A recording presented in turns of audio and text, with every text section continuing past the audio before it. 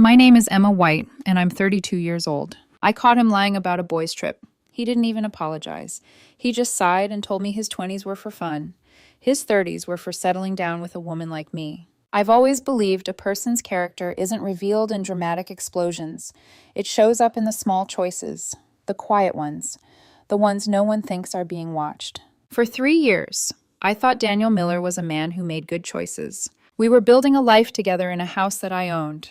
A house I worked double shifts for years to afford.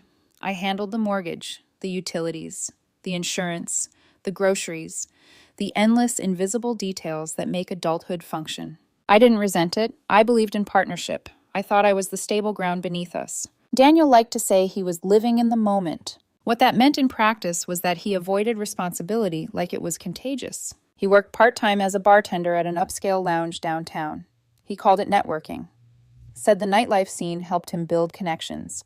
Mostly it funded new sneakers and spontaneous nights out with friends. I told myself we balanced each other. I built the structure, he brought the spark. Then came Miami. It was a Tuesday night when he announced it. He was practically glowing. Boys' trip, he said. Long weekend. We found a last-minute deal. Flights are cheap. It'll be legendary. I smiled.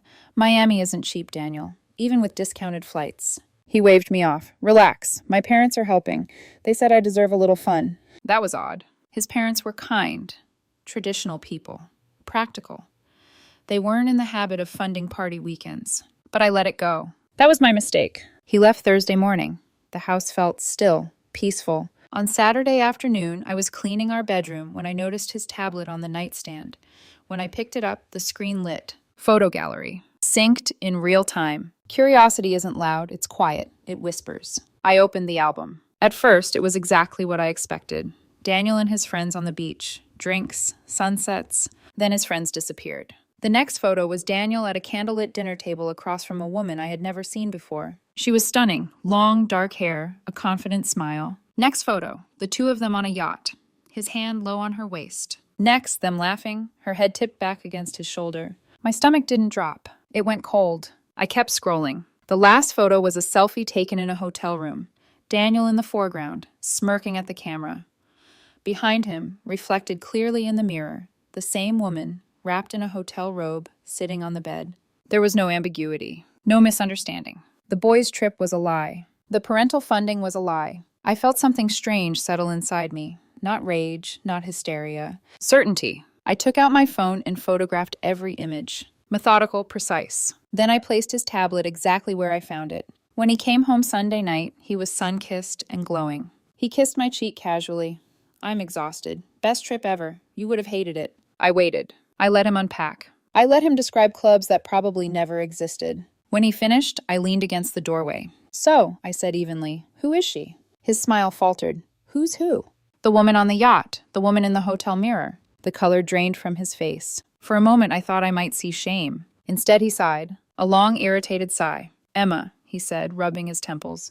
It's not a big deal. It was just fun. Fun. My 20s are for experiences, he continued. My 30s are for settling down with someone stable, someone like you. There it was. The truth. I wasn't his partner. I was his retirement plan. Safe, reliable, waiting on a shelf until he was finished playing. I stared at him, feeling something inside me crystallize. I appreciate the heads up, I said. He blinked. You do? Yes, I replied, a calm smile forming. It's good to know exactly where I stand. Relief spread across his face. He thought he had managed it. Controlled the damage. Good, he said lightly. I'm glad you're not being dramatic. Oh, I answered softly. I won't be. I turned away. He had just mapped out his 10-year plan. What he didn't realize was that I was about to rewrite it. Daniel didn't follow me. That was the funny part. He didn't chase. He didn't knock on the bathroom door. He didn't panic the way men do in movies when they realize they've crossed a line. He just went back to unpacking, humming under his breath like the conversation had been a mild inconvenience. That told me everything I needed to know. Because if he'd been afraid of losing me, he would have tried. If he'd respected me, he would have apologized. But Daniel Miller had never been afraid of losing his foundation. He assumed the ground would stay under his feet. For the next 2 weeks, I became the version of myself he wanted. The calm woman. The forgiving woman. The woman who understood. I told him, over breakfast one morning, that I'd thought about what he said. I even made my voice softer, like I was trying not to scare him. It hurt, I admitted, but I get it. You felt trapped. You wanted to feel young. Daniel's eyes brightened, like a child who'd been told he wasn't in trouble after all. That's exactly it, he said quickly. You're amazing, Em. Seriously, you're the only one who gets me. I smiled at him and stirred my coffee. The truth was, I did get him. I finally understood him perfectly. And because I understood him, I knew the kind of revenge that would actually land. Not screaming. Not throwing his clothes on the lawn. Not viral videos or dramatic confrontations. Daniel fed off drama. He twisted it, he spun it, he walked away calling himself the victim. So I wasn't going to give him a scene. I was going to give him silence. And then I was going to give him an audience. Daniel cared about one thing more than women, more than parties, more than even his own future. His image, especially in front of his family. His parents, Mr. and Mrs. Miller, were good people, traditional, warm, the type who still mailed birthday cards with handwritten notes and called their neighbors by name. They adored me. To them, I was the steady woman who made Daniel better. The responsible one, the one who made sense. They didn't see the lies. They didn't see how Daniel shrugged off bills like they were someone else's problem. They didn't hear the way he joked about Emma's house, like he was a guest at an extended stay hotel. But they were proud, and Daniel lived for that pride like oxygen, which meant the quickest way to suffocate him was to take it away. The perfect opportunity was already on the calendar. His mother's 60th birthday party. A big one. Catered. Dozens of relatives. Family friends who'd known Daniel since he was in diapers. His parents were throwing it at their house. A warm, welcoming place with framed family photos on every wall. It wasn't just a party. It was a stage. And Daniel didn't even realize he'd already handed me the script. While he floated around the house those 2 weeks like everything was fine, I started building something quiet and physical. Not digital. Digital could be denied, hacked, fake. I wanted something he couldn't talk his way out of. So I took the photos I'd captured from his tablet and went to a high-end print shop across town. The kind with glossy samples in the window and employees who spoke softly like they were handling art. I paid extra for premium paper, premium binding. I chose a simple, elegant leather cover. No title, no words, just a photo album that looked like a heartfelt gift. And I arranged it like a slow tightening noose. The first pages were harmless. Daniel on the beach with his friends. A sunset shot. A drink in his hand. It looked innocent. Then came the shift. Daniel at dinner with the mysterious woman, her hand on his forearm like she belonged there. The yacht. His arm wrapped around her waist. Her smile too confident to be a stranger. Then the final page. The hotel mirror. Her in the robe. The bed behind them undone. No captions. No angry notes. Just the truth, printed in glossy color, impossible to ignore. I wrapped the album in beautiful birthday paper, gold and cream, tasteful, the kind of wrapping that makes people smile before they even open it. Then I attached a small card. Simple, elegant. It read, "Dear Mrs. Miller, happy 60th birthday. I wanted to give you a gift that truly captures the spirit of Daniel's recent adventures. With warmest regards, Emma." I stared at that card for a long time after I wrote it. Because I wasn't just exposing Daniel. I was exposing the lie his family had been living inside. The lie that their son was a good man who just needed the right woman. No. He'd had the right woman. He'd just treated her like a shelf. The day of the party arrived like a countdown reaching 0. Daniel dressed up, smiling, relaxed.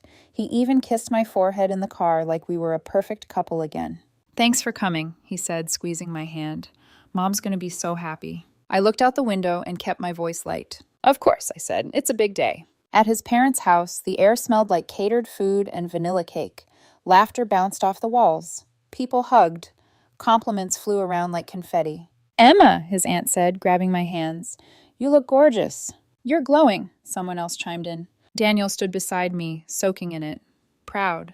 Like my presence made him look better. Like I was an accessory that matched his outfit. I played my part perfectly. I laughed at the right moments. I helped carry gifts. I smiled in photos. I even complimented Daniel's mother on her dress. 60 looks incredible on you," I told her. She blushed. "Oh, stop, Emma. You always say the sweetest things." If she only knew. After dinner, they gathered in the living room for gifts. His mother sat in the center, surrounded by a mountain of wrapped boxes. Daniel sat right beside her, practically acting like the host, teasing her, making the room laugh. "Save the best for last," he called, grinning. I waited. I let her open a blender, a jewelry box, a framed family photo. Everyone clapped. Everyone laughed. Daniel kept glancing at me like we shared a private joke. Then, when the pile of gifts grew smaller, I stood. My heart didn't race. My hands didn't shake. I walked forward, holding my perfectly wrapped album. This one is from me, I said warmly. I hope you like it, Mrs. Miller. Daniel's grin widened. See, he announced to the room like a proud child. Told you, Emma always wins gift-giving. His mother beamed as she accepted it, carefully peeling back the wrapping. The leather cover appeared. Her eyes lit up. Oh my goodness, she said. How lovely. Is this photos? Something like that, I murmured. She opened the album. The first page made her smile. Oh, look at you, Daniel, the beach. You look so happy. Daniel chuckled. Yeah, Mom, it was a great trip. She turned the page. Her smile faltered, just slightly. The dinner photo. The woman across from him. Her eyes lifted from the album to Daniel's face. Confused. Who is this, sweetheart? She asked gently. Daniel's mouth opened, then closed. He glanced at me like I'd suddenly spoken a language he didn't understand. I watched him try to decide which lie to use. Before he could pick one, his mother turned the page again. The yacht, his arm around her waist. The room began to quiet. People leaned in. Faces shifted, the laughter evaporated. Then another page, the hotel hallway. Then another, the hotel room selfie. And then the last page, the mirror, the robe, the bed, the undeniable truth. His mother's hands froze around the album. The room went so silent I could hear the faint hum of the refrigerator in the kitchen. Mrs. Miller closed the album with a sharp final snap. She didn't yell. She didn't cry. She lifted her eyes to her son, and her face changed into something I had never seen before. Cold. Disappointed. A kind of quiet fury that didn't need volume. Daniel's skin went pale. He looked around at the room. At his aunt, his uncle, the family friends, the cousins. All of them staring. All of them knowing. His perfect image cracked right there in the living room like glass. Daniel, his father said, voice low, heavy, dangerous. Upstairs, now. Daniel swallowed hard. For the first time since I'd known him, he didn't have a clever remark. He didn't have charm. He didn't have control. He just stood there, blinking, like his brain couldn't accept that the ground had finally disappeared under him. And as he rose, his eyes found mine. Not angry, not even apologetic, just terrified, because he finally realized I wasn't being dramatic. I was being precise. Daniel followed his father upstairs like a child being sent to the principal's office. The room stayed silent long after he disappeared. No one looked at me with anger. That was the part that surprised me.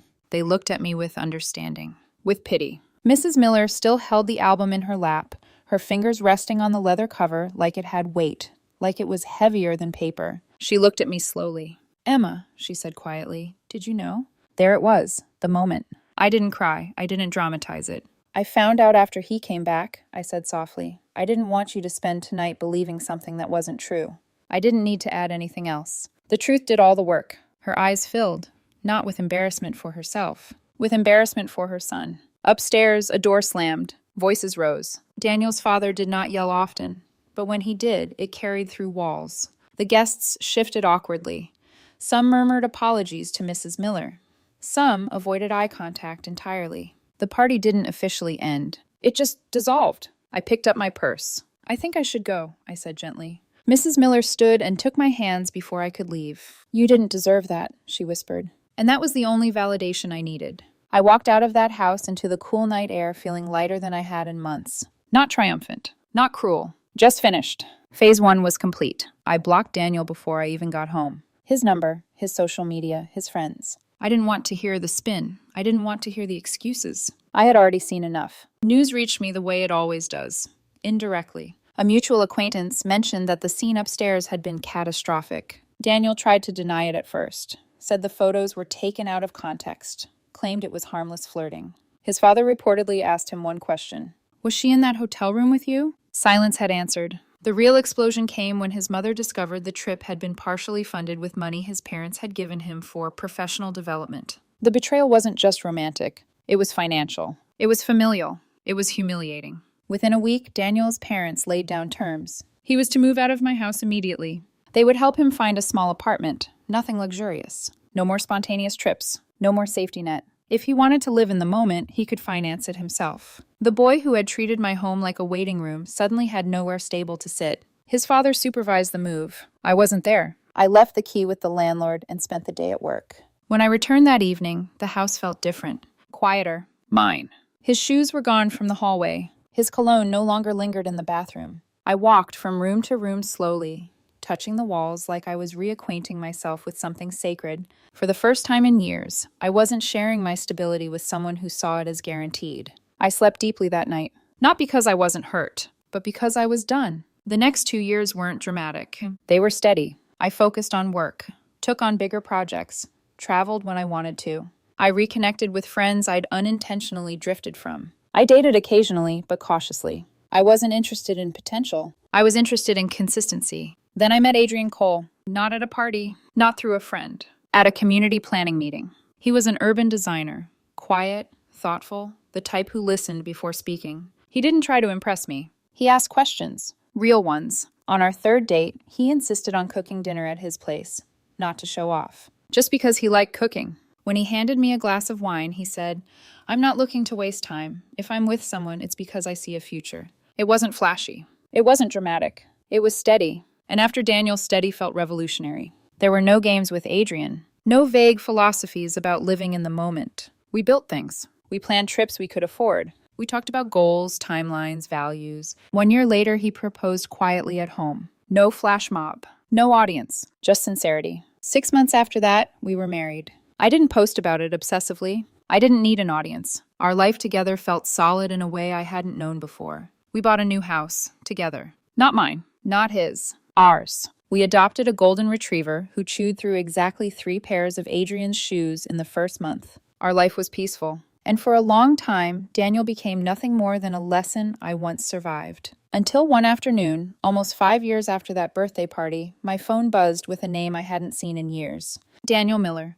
For a moment, I just stared at the notification. 5 years. 5 years since I'd walked out of his mother's birthday party and into a quieter life. 5 years since he told me his 20s were for fun. I almost deleted the message without opening it.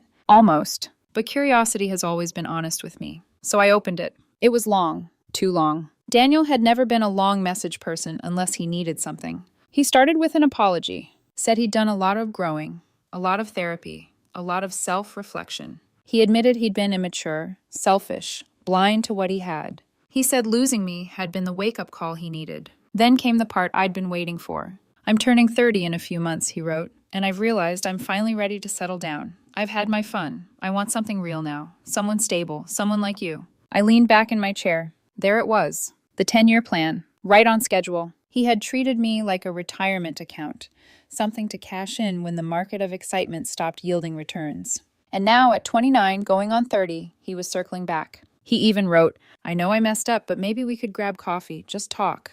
I think about you all the time." Of course he did, because stability is easy to miss when you're drifting. I didn't feel angry. I didn't feel tempted. I felt distant, like I was reading a script I'd already outgrown. Adrian was in the kitchen when I walked in, sleeves rolled up, arguing gently with the dog about stealing a dish towel. "Everything okay?" he asked, smiling. "Perfect," I said, and I meant it. That night, after dinner, I responded. Short, polite, final. "Hi, Daniel," I wrote. "I appreciate you reaching out. I'm glad to hear you're doing well and that you've grown." I paused before continuing. "You're right. I value settling down and building a life with a partner. I found that partner a long time ago." I could have stopped there. But clarity is a gift. His name is Adrian. We've been happily married for 2 years. He valued me in his 20s, so I didn't have to wait for his 30s.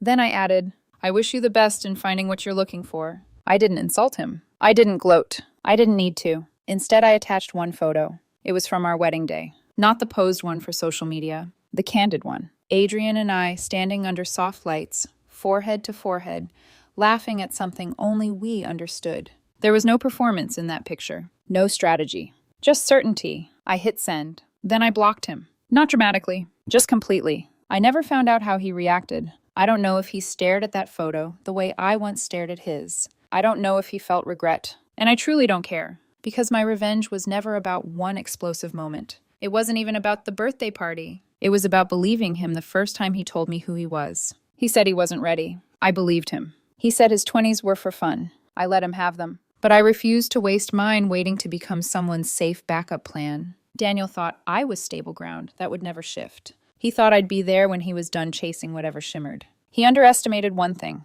Stable doesn't mean stationary, and loyalty isn't indefinite. Good women, women who build homes and carry responsibility and love deeply, don't sit on shelves. We move. We rebuild. We choose men who choose us back. His 20s were for fun. My 30s are for happiness, and I didn't need him to learn that.